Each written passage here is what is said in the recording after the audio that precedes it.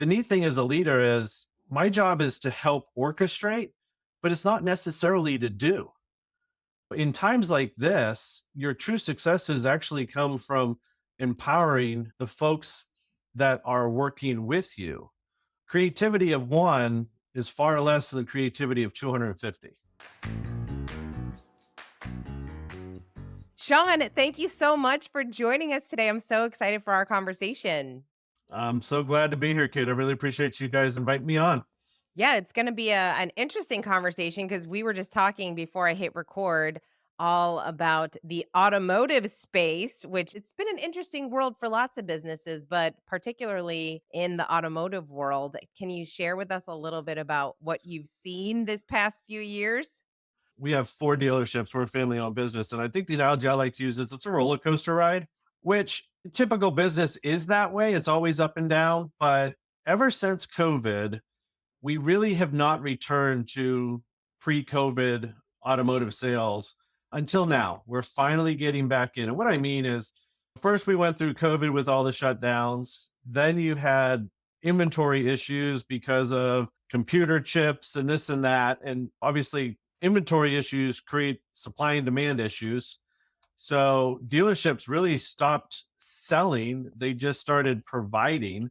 And then with that, you had the used car market and values that were going all over the place. And then we started dealing with transportation issues and trucking issues. And it's just one constant after another. And it's finally, we're knocking on wood, but we're hoping that, we're kind of getting back to the norm where we're going to see the opportunity for our business to level out a little bit and just stick with the normal cyclical effects that have happened over the many years in the automotive realm. It's interesting because I feel like oftentimes we'll say, "Oh, we wanna get back to business as usual," but usual business is we're always in transition. Some transitions are a lot harder than others. I agree with you. I think the big difference this time is we can't seem to get out of transition. It's almost like you feel, okay, I'm finally making some headway, one step forward, but then something else in our industry throws me two steps back, and when you try to grow, you look back and you're like, okay, well, I can't really grow in new car sales because I don't have the inventory. And then all of a sudden, interest rates, it's just like typically you are correct. We're always zigging and zagging, but you can usually dial it in and say, if we overcome this. But the problem now is it just seems like our market and our industry has given us, I guess, punches from both sides. It's whoever we're fighting here is not a southpaw, but they're a left and a righty. So it's just been interesting. So, what does that look like from a leadership perspective? Obviously, as a leader, you have to be thinking about all of these things and the strategy and when you're going to be able to see that light at the end of the tunnel and also help move your people along with the vision and mission. So, what has that looked like for you as a leader and what have you been really focused on? As a leader, your head spins and you lose a lot of sleep, but you lose the sleep because we always talk. We have about 260 people that work for us, but really we touch about 650 people because of the wives and the kids and the connections to those 250 people that work for us. So you really start to look, and as a leader, you've got to dial it into a couple things. First is you always want to focus and get back to the basics because again, there's always every game can be won. You just have to figure out how. And then more importantly, it's communication. It's helping to educate our associates, our work family members on understanding all the whys so that they can help us. The neat thing as a leader is my job is to help orchestrate, but it's not necessarily to do. In times like this, your true successes actually come from empowering the folks that are working with you. Creativity of one is far less than the creativity of 250. Really, as a leader, the more that I can check my ego at the door and say, okay, let's have fun here. What can we do to get better? That's what these times really allow, in my opinion. But it's tough. It's tough to get out of that comfort zone of I've been doing this for 21 years and I know what we're going to do. And I know what my business card says. And gosh darn it, let's go. As opposed to, I really don't know what to do. What do you want to do? It's a completely different conversation point. Yeah. And I love that you mentioned ego, right? I feel like our egos can get in the way for sure, especially in that leadership role where oftentimes we look at leaders as, oh, you must have all the answer. You're in that role because you have all the answers. When really it's like, no, no, wait a second. I'm able to show that vulnerability in that. I mean, we know where we're going, how we're going to get there. Not quite sure, but collectively, let's work together and being able to empower your team and give them the tools and resources necessary to do that. I know one of the things that you have worked on this year that has made an impact with your team to drive them in this direction is creating role descriptions and scorecards. So tell us a little bit about that journey. What prompted you to dig into this a little bit more and how have your team members responded to it? The biggest prompt came thanks to my coach from Floyd Consulting, but we don't need to make Tony's head too big here. But no, I think the biggest prompt came coming into 2023. Structurally, we had reorganized a little bit.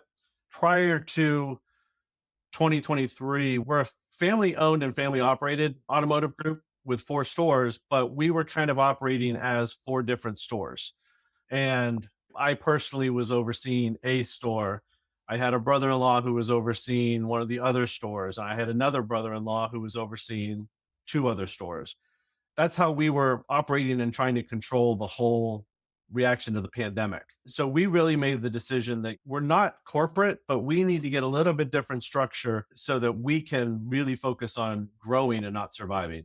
And when we started to create a different structure amongst the family members, it opened up because prior to that, I was the general manager. I was in charge of the Toyota store. And as long as I did things well and created net profit, my father in law, who's the dealer principal, was really happy. But when we went into this role of, okay, I've now got somebody else running the Toyota store, and I took a director of operations role. So I was really overseeing the 4 stores operationally. I needed a way to help people understand their purpose.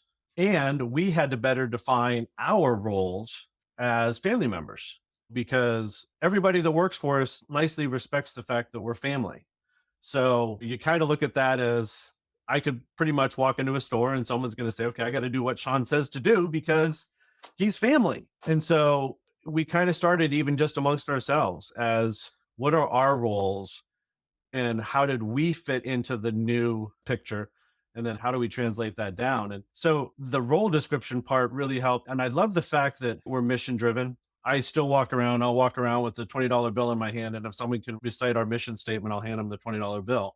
And you think I'd have a give away a bunch of $20 bills, but I still have people that sit there and say, can I read it? I'm like, no, I want you to memorize it. Really? Is it long? No, it's fairly simple, maybe about 10 lines, but I loved how Tony at one point in the conversation he and I were having really stressed. He said, look at them as role descriptions, not job descriptions.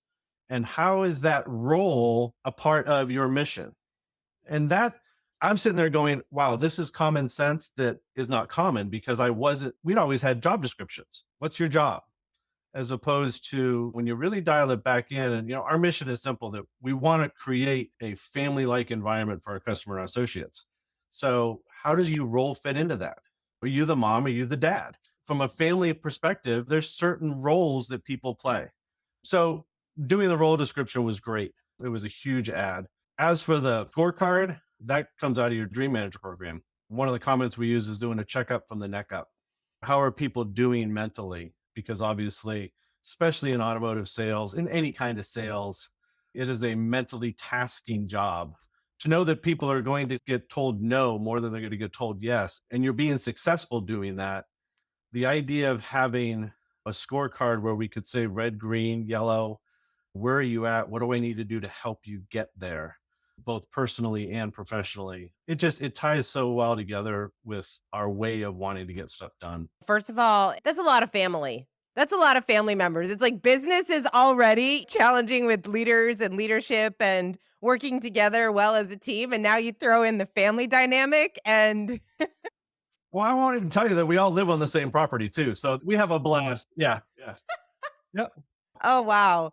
I know sometimes people, when we talk about changing or redefining roles, and it gets people a little bit like, "Ooh, wait, what does that mean for me?" Obviously, like, some people don't really love it, but it's interesting because just shifting the name, job description to role description, that alone, just like mentally, psychologically, like, it's a shift in the way that people are thinking. They're like, "Oh, it's quote unquote their job," but no, it's the role that you play in the organization. And already it's almost like you're giving people this new vision in which to look at the work that they do.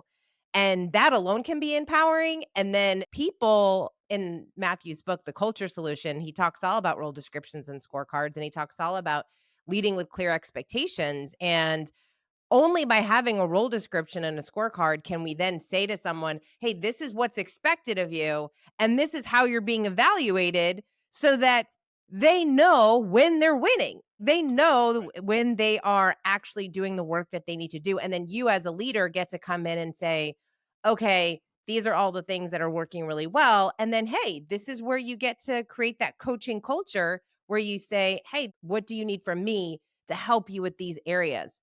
Because you're not performing in these areas." And so this gives you that platform to be able to have those meaningful conversations to help everyone on the team grow. You obviously are doing this with your team. You've implemented them. How has it shifted or impacted the way that your team works and how you are communicating with them? You start seeing increase in productivity, which hopefully will lead to that increase in profitability. I think it's twofold because you start to find and define a little bit the people that have always looked at this as a career and the people that have always looked at it as a job. The ones that look at it as a career, they absorb it like there's no tomorrow. Teach me more, show me more. And I have a little bit of education in my background. And I always say that the biggest factor is it's nothing that is going to be measurable in a short period of time. It's the stuff that's going to be measurable in a longer period of time because as they start to gain more understanding, then they have the great questions of wait, how do we create more? How do we save on expenses? Where is this going? Where is that going? They start to ask a lot more questions.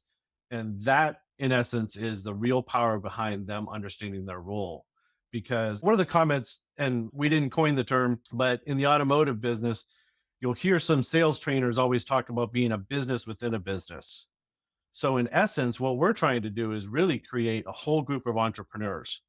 Car salespeople are similar in many ways to kind of like a real estate agent. Their job is to be an agent. Their job is to be that person that helps Kate and her family get the vehicle that they need. I mean, a car is the second highest purchase that anyone will make in their life after their house. And so a lot of it is getting them to understand what it takes to run their business. Now, we as an automotive company, as a dealership, we provide so many resources to them. So we're not charging them they don't have to go advertise themselves. They don't have to buy their own inventory. But the more that they understand how all that fits into an equation, and like we said, more gets what their role is into making that, the goal isn't to make our family rich or more money. The goal is to make our associates' families develop and grow. One of the books that we share is Building Better Families. And we share that with our associates so they understand, even in a perfect world, if we've done everything right, our goal is to make 5 cents on every dollar. The rest of it, we want out either in their pockets or in the community's pockets. And so that's where a lot of that does come into play and really helps us to try to grow a little bit. And the role, using the term role is so much better. There's a movie that's about to come out called Boys in the Boat. And it's an amazing story. It's a true story of teamwork. And really, in essence, it doesn't matter where you work. Kate, you've got your team. Matthew Kelly has his different teams. And the success always is the sum of that team. So Yes. Oh my gosh. It's so funny. Right when you were saying that, I was thinking like people taking extreme ownership. And in that book, Extreme Ownership, that Jocko Willink wrote, he's a former Navy SEAL. And he shares in the book, he says, there's no such thing as a bad team, only a bad leader. And so it's almost like the leader's job is to make sure the people on the team know their role. If you know your role, if they know their role and they hire the right person for that role. We have to remember that. It always starts with that, getting the right person in that role, and then do exactly what you just said, which is do your role. If you do your role, like we've identified what it needs to be in order for us to achieve this success, and then you do the role, you focus on that. What a beautiful thing. You play your part, and then everybody gets to work together and collectively use their own unique skills and abilities to achieve whatever it is that you all want to achieve as an organization. And so it's important to remember that. That's why those role descriptions are so powerful, because you're literally giving someone, hey, this is what we need to do. And I love that you shared that your team, they get more strategic. They think about business differently. They start asking better questions. And now you're having different conversations. And from there, guess what? You can change the role if it needs to be changed. You can change the scorecard if there's different things that would help support you at a different phase in your business. And as you go through transition, it's so wonderful to be able to look back at those role descriptions and scorecards, even every year, and just say, hey, is this still the role? Are we at a different place in business? What skills have you gained over the past year that now will enable you to perform at a different level and maybe a different part of the organization? How can you maybe improve? Or obviously, for a lot of people, they want to see growth in the organization. Maybe some of them have a dream to get a promotion or be in a different role or whatever that looks like. And so those conversations can be had with a lot less emotion and more, hey, these are the facts. This is what I've done. This is where we are. This is where we're going. This is how I think I can contribute best to the team. So beautiful. I love it. I love that those are the kinds of conversations coming up with you and your team. You have a lot of people on the team and a lot of people leading different parts of the team. So talk to us a little bit about how do you think about culture, the importance of it, and obviously just how are you intentionally building a great culture? Culture is key. It all starts there. And usually, in my different experiences, when I have found there to be any kind of concern or hesitation, I usually am able to find that it's the culture there that needs to be worked on first. Because culture to me is the difference between a bunch of people having a job and a bunch of people having a role within a family business. Because if you don't love what you're doing, then you're not going to be successful at what you do. And that all comes down to culture. It comes down to our associates understanding that our desire isn't just to say we want to make them a true family member or we want them to be successful. We have to show it to them. We have to make that a part of our everyday action. And that's what culture is brings to the table. You brought up Culture Solution, and I was blessed to be able to read that book when Matthew first released it. But it's prior to that book, you always went back to the Disney culture, or you went back to the Ritz Carlton approach. But really, when you look at all of that, all it is being welcoming. It's being open in your organizations to understand and be a part of the people's lives that touch your organization. So you will be successful, but you'll be immensely successful once you have a strong culture in place. And so with our 4 stores, that's been the biggest challenge this year is really trying to emulate and create because making sure that everybody understands. And all it is it's going through and giving a high five, finding people doing things right instead of correcting people for doing things wrong. It's that simple to sit there and say, yeah, okay, so we messed up something over here, but you know something? I'm not going to waste any energy on you. I love how we did this. And let's do more of this. And let's just not do that anymore. And that just takes time because it's literally nothing more than, like I said, walking around, high fives, letting people know you love them and appreciate them. Yeah, it's like the essence. It's like the essence of your organization, how people feel when they come into work. What do you look for? What are the qualities that you look for when you are hiring team members? People who want to learn, people who are open minded. We try to position ourselves to not be the stereotypical automotive family, automotive dealership. And there's other organizations like us out there. So we're looking for folks that want to be a part of something that is going to do nothing but get better and better. And we're looking for team players. We want to find 8 really good players instead of having one prima donna and that are very, very focused on taking care of others. Because it doesn't matter if you're a salesperson or a technician, our industry really is more of a service industry than sales. And I think a lot of people forget that. We're here providing a service for customers. And I don't mean that literally in the sense that we service cars, but we're here providing transportation, providing something to fill their needs or their wants. And we have to take that approach. I mean, the sales things happen. That's just a part of what we do. So we're looking for people who are very people oriented, very outgoing. Truthfully, we can teach you everything you need to know about the car business. We just want people that want to be successful and want to have fun and that aren't afraid to, I hate saying this because it's tough nowadays, but they're not afraid to work. They want to come to work because trust me, we'll give you plenty of time off and we'll give you all sorts of things to go celebrate. But when you're here, we want you here to work.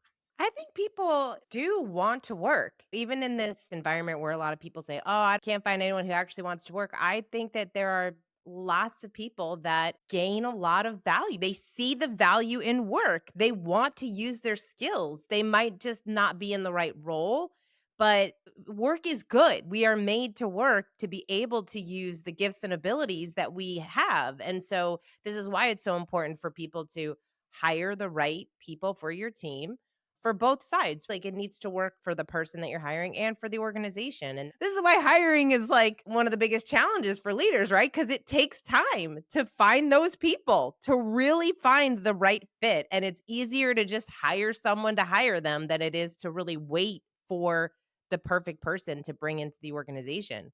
But it's those people who hire with rigorous discipline, they win.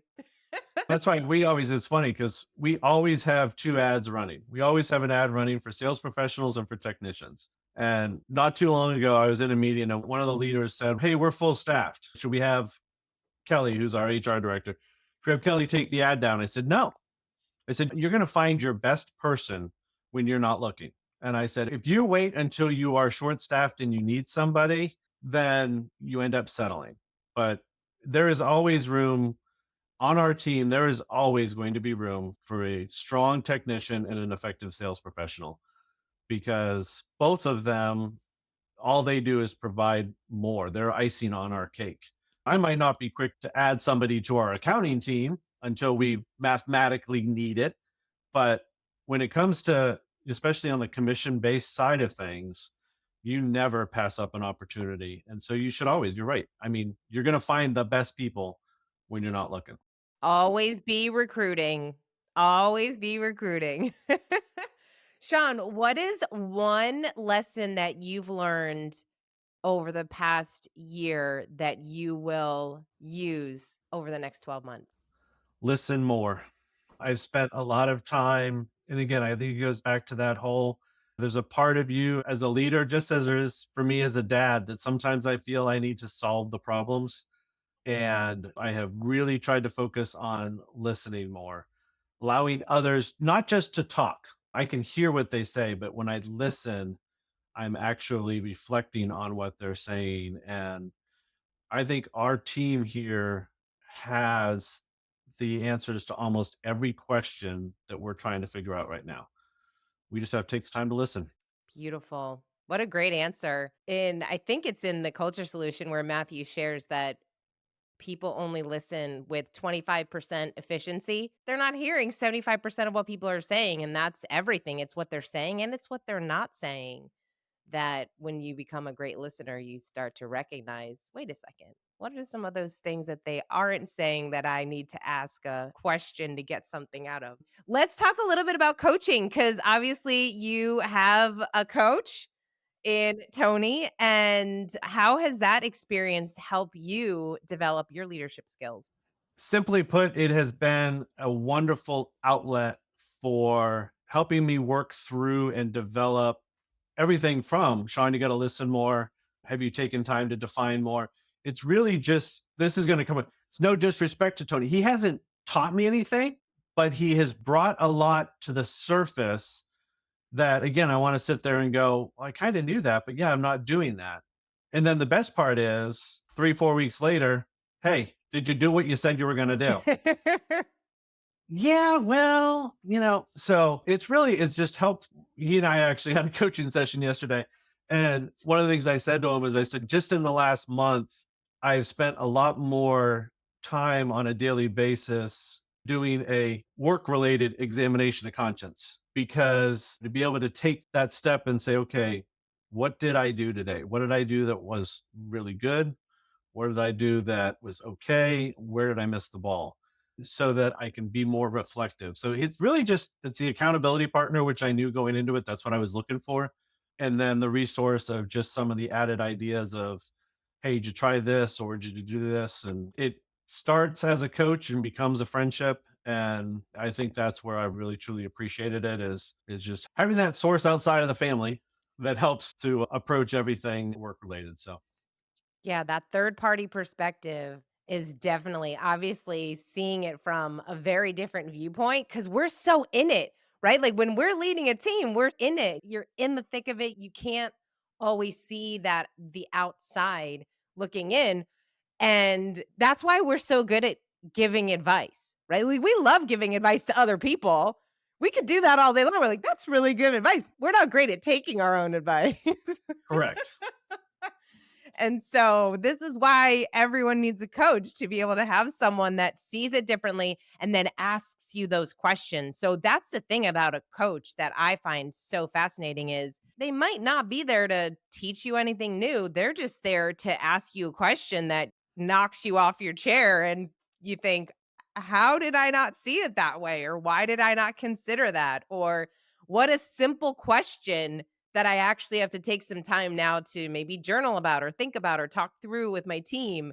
And you just never would have come up with that otherwise because you're just stuck in your own head. And so that's really a benefit. But the accountability piece, that gets you.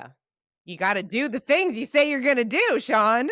You do. You've got to do it and you've got to stick to it. I mean, that's always been the key. Actions are louder than words. Absolutely. What's interesting too is so obviously you have a coach and you believe in helping your team members grow.